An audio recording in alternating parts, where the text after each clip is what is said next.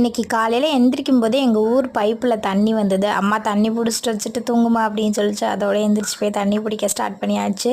மேரேஜ்க்கு முன்னாடி 4 ட்ரம்மு நிறைச்சி 20-30 குடம் தான் எக்ஸ்ட்ரா தூக்குவேன். இப்போ ஒரு குடம் தூக்குனாலும் யாராவது தூக்கி விடுறது மாதிரி இருக்குது. அவ்வளோ வீக் ஆகிட்டேன்.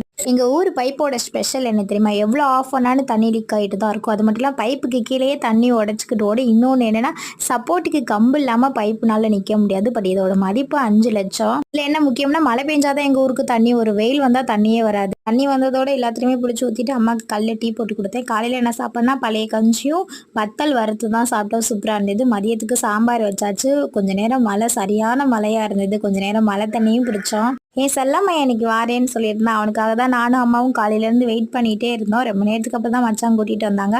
பாதி மலையில் நனைஞ்சிட்டே வந்துட்டான் போல. என் செல்லம் வந்தது எல்லாமே துவட்டி விட்டுட்டு விளையாட ஸ்டார்ட் பண்ணியாச்சு. ஒரே ஜாலியாகிடுச்சவே வந்தது எனக்கு. நம்ம ஃபேமிலியில் அகல்யா, சபீனா, பிரியா, நந்தினி எல்லாருக்குமே ஒரு